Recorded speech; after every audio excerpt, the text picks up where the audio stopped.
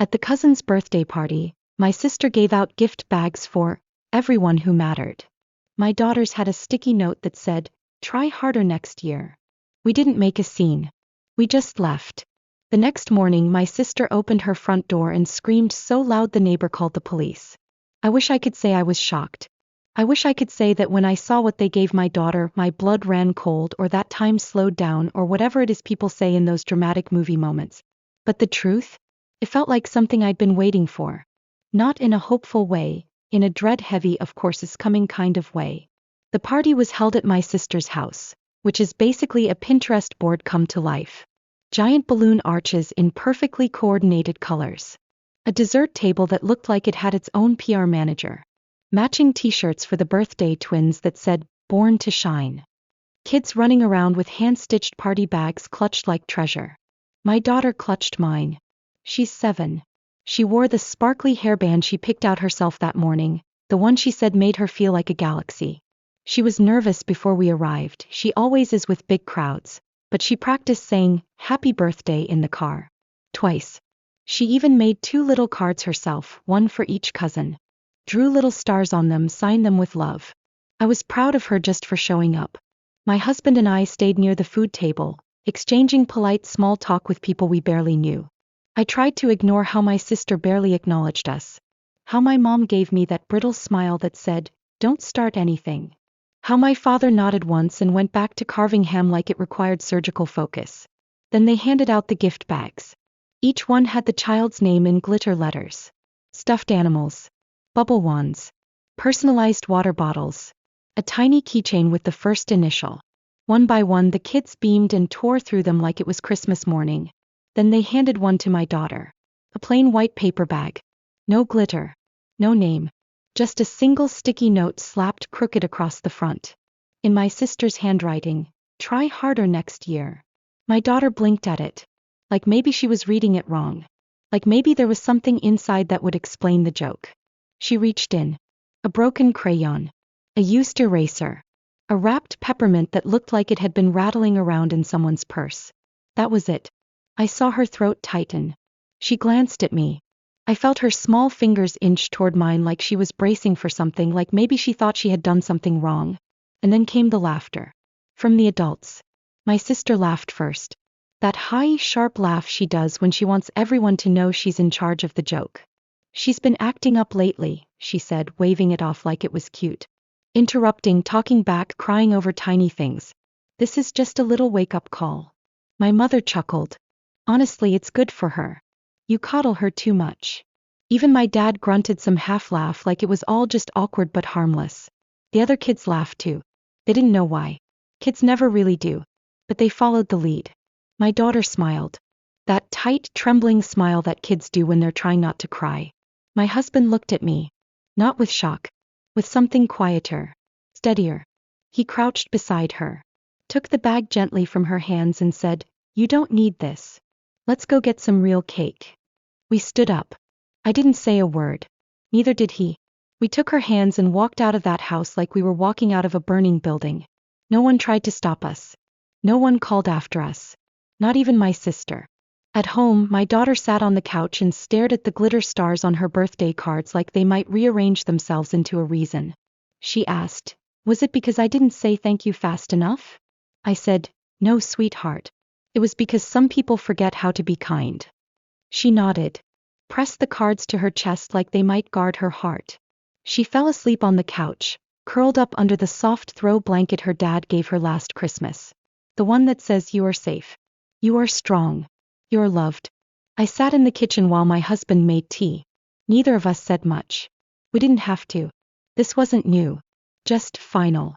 After a while he said, "I paused the payments. The rent, the grocery card, the electric fund. All of it." I nodded. I opened the drawer where we kept the important stuff. Pulled out the folder I'd been adding to quietly over the years. Text messages. Photos. A printout of the email where my sister asked if I could take care of her kids for a week so she could go on a much-needed solo reset trip. The Venmo receipts. The one where I covered our parents' property tax and they said, "We'll pay you back after the cruise." The folder was thick. I added one last thing. The sticky note. "Try harder next year." I slipped it into a clear sleeve. Right on top. My husband watched me. Didn't say a word. But when I looked at him, he nodded. Not like someone giving permission. Like someone saying, finally. Tomorrow morning I'd drop something off. Quietly. No message. No confrontation. Just truth. They wanted to teach my daughter a lesson? Fine. They were about to learn one too. It didn't start with my daughter. That's the part that really hurts. It should never have reached her. She should have been safe. Protected. Loved by her entire family, not just the one she was born into. But it did start long before her. It started with me. Growing up in my house meant learning how to perform. How to twist yourself into whatever version of a child got the least amount of criticism that day. It meant reading the room before you even learned to read a book. It meant silence was safer than honesty, and pretending to be happy was easier than explaining why you weren't. Emma was always the favorite. That was never said out loud, not directly, but it didn't have to be. It was in the tone of voice my parents used when they spoke to her. In the way they lit up at her stories even when they were dull. In the way my accomplishments were acknowledged with a distracted, "That's good," while Emma's most minor wins were met with celebration, cake, and 50 family group texts. I remember once in 3rd grade I came home clutching a certificate for perfect attendance. I had fought through colds and stomach aches just to earn that paper. I handed it to my mother with pride and she barely glanced at it before saying, "Emma got Student of the Month, you know. That's a much bigger deal." When I brought home a B+ in math, a subject I had struggled with for months, my dad said, "Your sister never brought home less than an A." When I got the lead in the school play, they didn't come. Emma had a volleyball game. A practice game, not even a tournament. But it was important to her, so they said they'd try to make the next one. They never did. Birthdays were the worst. My parties were always joint celebrations with Emma, even though our birthdays were nearly 2 months apart. My name was an afterthought on the cake. One year they gave us one present to share. It was a pair of rollerblades Emma's size. I was always too much or not enough. Too quiet, too dramatic, too shy, too opinionated. I cried too easily. I asked too many questions. Tuck back. I sulked. I didn't smile enough. I didn't smile the right way. There were no bruises. No yelling. Just a constant low hum of not measuring up. And then being told I was sensitive for noticing. When I was 15, I came home crying after a teacher accused me of cheating on a test. I hadn't. I was devastated. My mom's response was, "Well, you do keep to yourself a lot. Maybe you look suspicious. Next time try to smile more and act normal." At 17, I finally got the courage to tell my parents I thought I might be depressed. My mom rolled her eyes and said, "That's the new trend, isn't it? Everyone thinks they're depressed. You're just bored. Find a hobby." Emma told me I was being dramatic, then borrowed my phone charger and never gave it back. By the time I left for college, I was numb. I didn't expect them to come to move-in day, and they didn't disappoint. They mailed me a card a week late with $25 and a sticky note that said, "Don't blow it." I didn't blow it. I got through school. Found therapy. Learned how to name things. Emotional neglect, scapegoating, passive-aggressive control. I learned how to unlearn it. When I met my husband, I was still afraid of being too much. I apologized for crying during a movie. He just handed me a tissue and said, "That part hit hard, huh?" Like it was the most normal thing in the world. He was the first person who ever asked what I wanted for my birthday and actually got it right. Not because he guessed, but because he listened. When I told him about my family, I downplayed it. Made it sound quirky. He didn't push. But the first time he met them, he squeezed my hand under the table. After dinner, he said, "You weren't exaggerating." I let them back in when we had our daughter. I wanted her to have a big family. Cousins. Holidays. Grandparents who doted on her. I wanted her to have what I didn't. It started slowly. My sister commenting on my daughter's clothes. "She dresses a little offbeat, doesn't she?" My mom insisting that my daughter should hug everyone even when she didn't want to. "Don't be rude, sweetie. Give Uncle Bill a proper hug." My dad making jokes about her being soft when she cried at loud noises. Better toughen up if she wants to make it in this family. I tried to explain. I told them she had sensory processing challenges. That she needed support, not shame. That she was doing her best. They rolled their eyes. "You're overreacting. She's fine." Emma called me a snowplow parent. Said I was raising a future doormat. And when I set boundaries, I became the problem. The difficult one. The dramatic one. Every time I stood up for my daughter, it was met with the same tactics they used on me. Minimization, mockery, cold silence. Sometimes they even pitted me, which was worse. She just wants to feel important, my mother whispered once to Emma, not realizing I was within earshot. Let her have this. Like advocating for my child was a phase. Tantrum. And I let it go. I let it go more times than I can count because I kept hoping it would get better. That they would come around. That maybe this time they would see her. Really see her. But they didn't. They saw themselves. Their need to feel superior. Their desire to maintain the hierarchy that kept them comfortable. My daughter was just the next in line for the same treatment they gave me. Only now I knew what it was. And now I had a choice. I could keep giving them chances. Keep letting them break her bit by bit the way they broke me. Or I could stop the cycle. I chose her. I chose me. And tomorrow they'll understand what that means. We didn't sleep much that night. My daughter eventually drifted off, her fingers still curled around the birthday card she'd made for her cousins. I stayed up on the couch, watching the cursor blink on my screen like it was daring me to finish what I'd started. At 4:07 a.m. I emailed the landlord. The one who manages the duplex my sister lives in. I explained that I would no longer be paying the monthly supplement we'd agreed to. That arrangement was unofficial, but the landlord knew my name, knew the rent always came from our account. He replied within 20 minutes. Understood. I'll notify her of the updated balance today.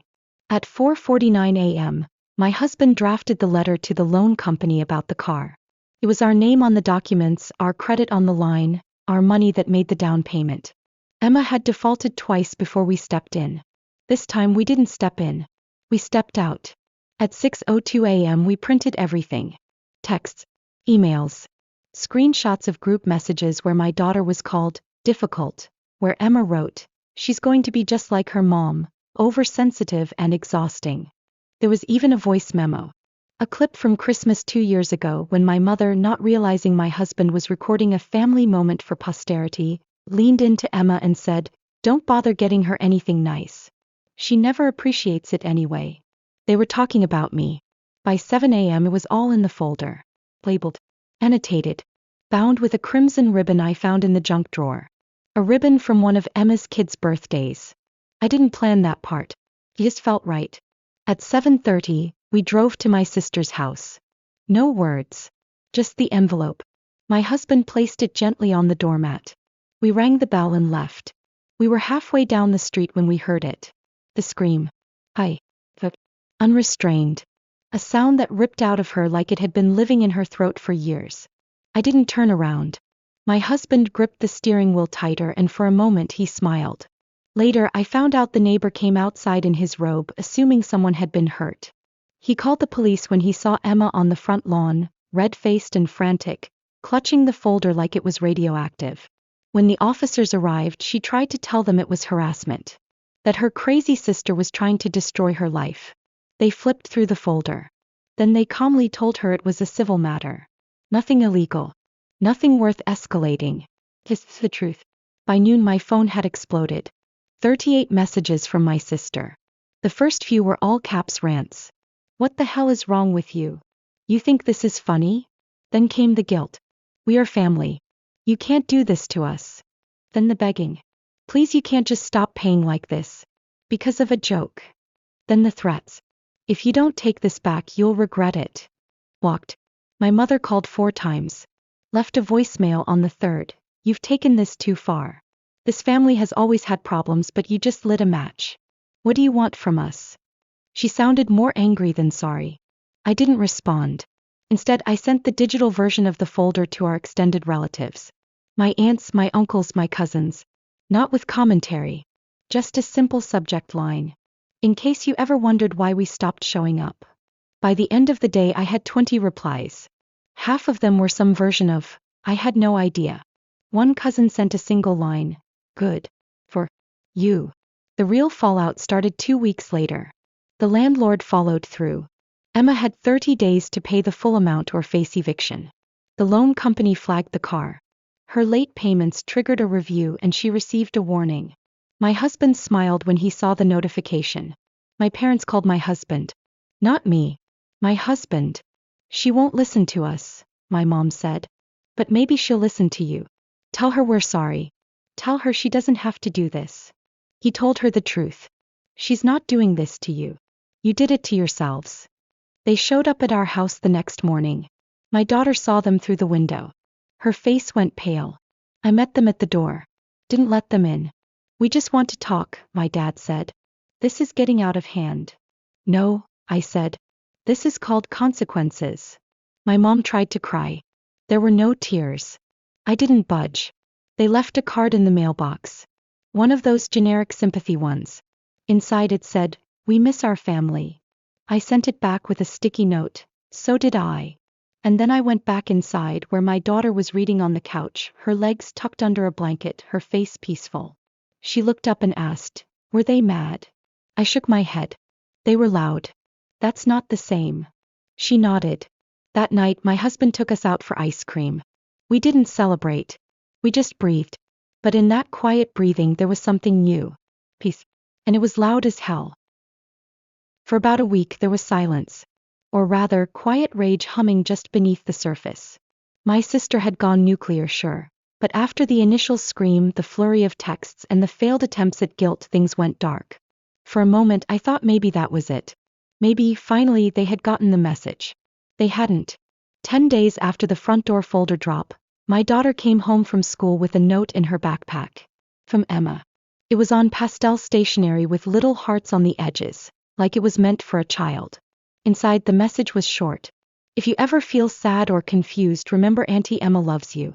You can call me anytime even if your mom says no." My daughter looked up at me confused. Did I do something wrong? I felt the fury rise in my throat before I could stop it. This wasn't just about boundaries anymore. This was manipulation. Targeted, deliberate, and low. I called the school immediately. Turns out my sister had used one of her friends' names to get access to drop something off for a niece. No ID check. No oversight. Just a sticky smile and a name. That afternoon I filed a formal no-contact order. With the school, with the district, and with the police. I sent a cease and desist to both my sister and my parents. My lawyer sent a follow-up. 2 days later, a fake account started tagging me on social media. Calling me ungrateful. Posting blurry childhood photos with captions like, "Some people forget who raised them." Another anonymous message read, "Just remember, kids grow up. One day she'll know what you did." That was the final crack. I sent everything to my lawyer, who forwarded it to law enforcement. My sister posted a crying selfie. Captioned, "When your family turns on you." Cue the sympathy parade. Until the truth started leaking. Quietly. One aunt. Then a cousin. Then another cousin. Screenshots circulated. Voicemails were replayed. People saw the receipts. The same way I had. My parents didn't take it well. They tried to rally the extended family with an emergency Zoom call. I didn't attend. But apparently when someone asked why I hadn't been invited to Grandpa's birthday last year, my mother froze. Someone else asked why Emma had been dipping into the family emergency fund when she's the only one with a stable salary. Another asked about the birthday party, if the story going around was really true. It was. By the end of the call, for people had quietly left the meeting. My parents stopped posting photos of family events. My sister deleted her account. Then came the letter. A desperate, rambling thing from my mom, written in blue ink on monogrammed paper. "Family is messy. We made mistakes. But at the end of the day, we are all we have. Don't punish everyone forever for one misunderstanding. Your daughter will regret this distance. So will you." I didn't respond. Instead, I framed the letter. Hung it beside the sticky note that started it all. "Try harder next year." Then I helped my daughter hang fairy lights around her new bed. She picked the soft ones, the ones that changed color slowly, like breathing. Her breathing had changed too. Easier now. Softer. Not tight and guarded like before. He made new friends. 2 girls from art class. Sweet, curious, gentle souls who didn't laugh when she needed to cover her ears or take breaks. She started sleeping through the night. One morning she told me, "My heart doesn't feel like it's buzzing anymore." I hugged her so tightly she squeaked. And then one last thing happened. At the end of the school year, her class hosted a family day. Students could invite one adult to sit with them, eat cookies, and see their art projects. She chose me, of course. Her project was a painting. Abstract, all swirling galaxies and soft pink comets. In the corner she had written in black paint, "Safe is better than big." On the drive home I asked if she wanted to stop for ice cream. She said yes, then paused. "Mom." "Yeah, baby. You did the right thing. Even if they call you mean. Even if they never talk to us again. You did the right thing." I blinked hard against the lump in my throat. "Thanks, sweetheart. That means everything." She leaned back in her seat, smiling. Later that night I checked my email one last time before bed. There was one new message. From Emma. No subject line. No salutation. Just 6 words. "Are you happy now? You won." I didn't respond. I didn't need to. But she was wrong. I didn't win. I walked away. And for the first time in my life I didn't look back. Maybe I went too far. Maybe I didn't go far enough. Sometimes I still wonder if I should have said more at that party, or if leaving in silence was the loudest thing I could have done. I wonder what my daughter will remember years from now, and what she won't have to unlearn because I stopped it in time. But now I want to ask you, if it were your child, would you have done the same? Would you have walked away? Fought back harder? Let it go? Tell me in the comments. What would you have done? Did I do the right thing or did I cross a line? And if you want more stories like this, raw, emotional, and honest, hit subscribe.